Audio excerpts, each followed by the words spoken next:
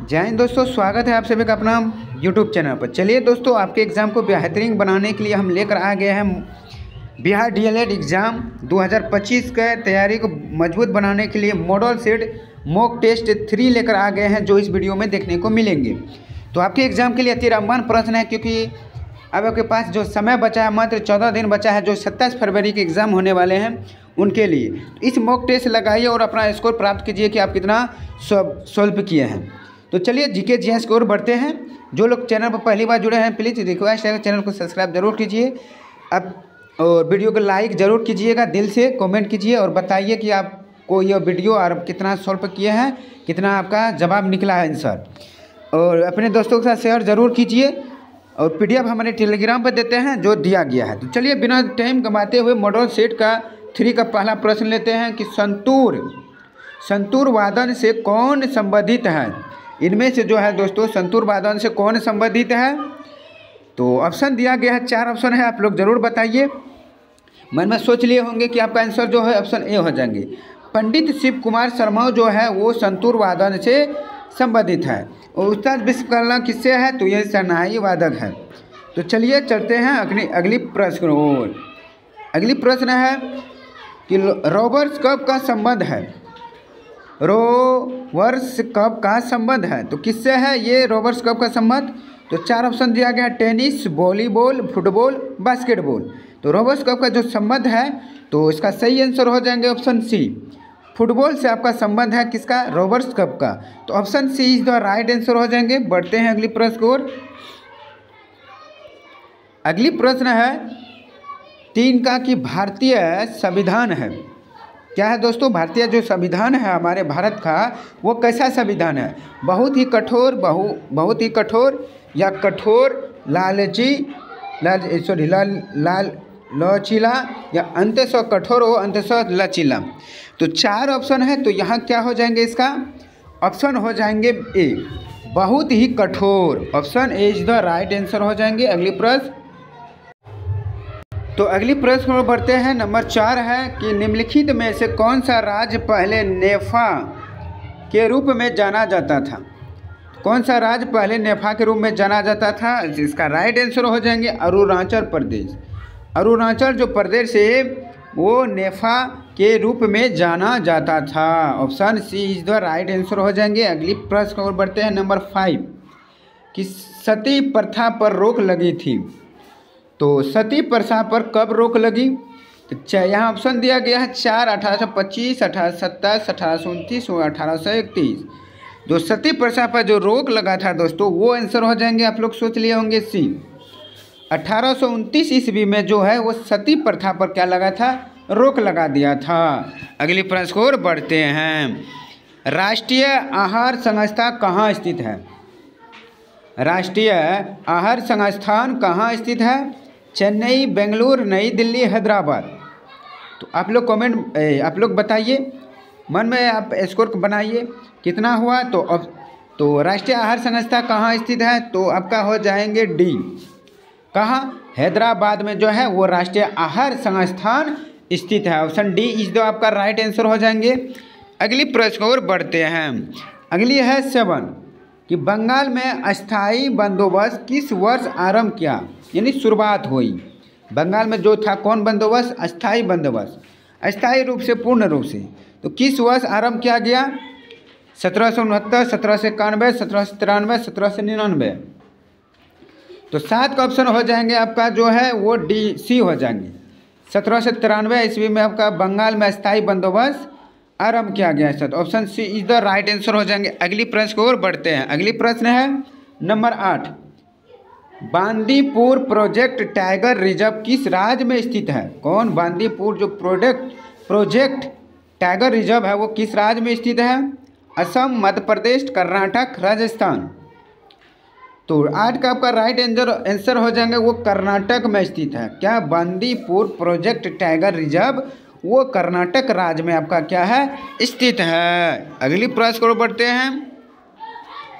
किस मामले में सर्वोच्च न्यायालय ने संविधान के प्रावधानों को निरस्त किया जो मूलभूत अधिकारों पर निदेशक सिद्धांतों की प्रभुता को मंजूर करते थे।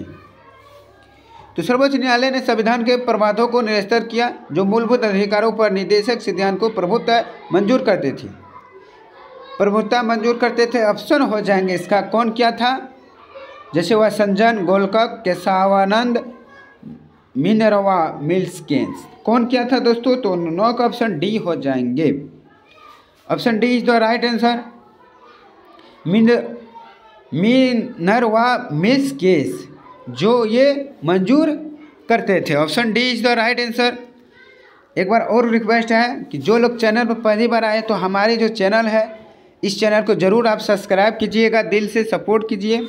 आप लोगों के लिए हर एग्ज़ाम के कंपटीशन के एग्ज़ाम की तैयारी करवाते हैं और ये हम अपने ऑफलाइन क्लास में भी करवाते हैं।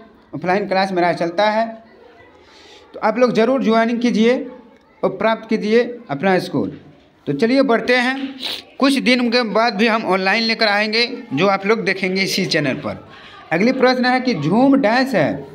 झूम एक क्या है दोस्तों, एक लोक नृत्य है या एक नदी घाटी का नाम है या एक जनजाति है या एक कृषि का एक तरीका है। कौन झूम, तो 10 का ऑप्शन डी हो जाएंगे, कृषि का एक तरीका है। कौन, झूम कृषि का एक तरीका है। जो दोस्तों ये झूम खेती होते हैं जो कृषि कहलाते हैं, इसकी खेती होते हैं, झूम की खेती होती है। अगली प्रश्न कि गदर पार्टी का मुख्यालय कहाँ था। किसका, गदर पार्टी जो था इसका मुख्यालय कहाँ था। Moscow, Berlin, San Francisco, Karachi. तो गदर पार्टी का जो मुख्यालय है वो कहाँ है, तो इसका राइट आंसर हो जाएंगे दोस्तों 11 का ऑप्शन सी, सैन फ्रांसिस्को में इसका मुख्यालय है। तो गदर पार्टी का दोस्तों संस्थापक और स्थापना कब हुआ, आप लोग बताइए कि कब हुआ गदर पार्टी का। तो गदर पार्टी का जो संस्थापक था वो कौन था, तो आप लोग ज़रूर कमेंट में बताइए क्योंकि करवा चुके हैं। ये आप लोग के लिए दिए हैं होमवर्क कि गदर पार्टी की स्थापना कब और किसने किया। अगली है कि स्वतंत्रता, समानता तथा बंधुत्व शब्द निम्नलिखित में से किससे संबंध है। तो 12 का, चलिए दोस्तों कुछ फोन आ गया था इसीलिए। तो जैसे दिया गया है अगली प्रश्न है कि स्वतंत्रता, समानता तथा बंधुत्व शब्द निम्नलिखित में से किससे संबंध है।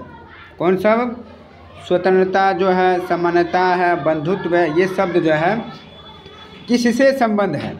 रूसी क्रांति, फ्रांसीसी क्रांति, ओलंपिक खेलों या औद्योगिक क्रांति से। इसका जो संबंध है दोस्तों वो हो जाएंगे किससे, फ्रांसीसी क्रांति से संबंधित है। तो फ्रांसीसी क्रांति कब हुआ दोस्तों, आप लोग बताइए। तो चलिए अगली प्रश्न है, ये मॉक टेस्ट है इसमें तो नहीं बताया जाएगा। अगली प्रश्न है डोल ड्रम क्या है। डोल ड्रम क्या है दोस्तों, व्यापारिक हवाई भूमध्य बहुत अधिक शांत मुद्राएं। डोल ड्रम जो आपका क्या है दोस्तों, तो इसका तो सही आंसर हो जाएंगे 13 का ऑप्शन बी, भूमध्य रेखा के आसपास अल्प दाब का क्षेत्र जहां बहुत कम हवाएं तथा समुद्र है। Option B is the right answer. अगली प्रश्न की ओर बढ़ते हैं। कौन सा बैंक पहले इंपीरियल बैंक के नाम से जाना जाता था। कौन सा बैंक पहले इंपीरियल बैंक के नाम से जाना जाता था। जो इंपीरियल बैंक है वो अपना जो बैंक है वो है क्या, state bank of India. State bank of India को पहले जो हम है वो इंपीरियल बैंक के नाम से पुकारते थे, अब इसका नाम हो गया स्टेट बैंक ऑफ इंडिया। अगली प्रश्न है प्रेस की स्वतंत्रता भारतीय संविधान के किस अनुच्छेद से मिलती है। प्रेस की स्वतंत्रता किस अनुच्छेद से मिलती है, तो ऑप्शन हो जाएंगे ए, अनुच्छेद 19 से आपके मिलते हैं प्रेस की स्वतंत्रता। अगली है कि चूहा मारने के जहर किस रासायनिक पदार्थ से बनता है। किसका, जो चूहे मारने के जो रासायनिक पदार्थ है, दवाई है, वो किस पदार्थ से बनता है। तो 16 का जो आपका राइट आंसर हो जाएंगे, जैसे दिया गया ethyl alcohol, methyl potassium, ethyl isocyanide. तो कौन सा है, तो ऑप्शन हो जाएंगे इसका डी, थाइल आइसोसाइनाइड।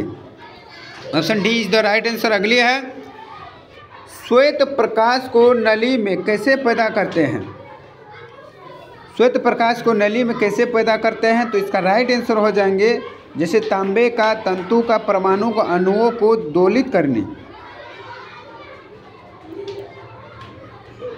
इसका राइट आंसर हो जाएंगे दोस्तों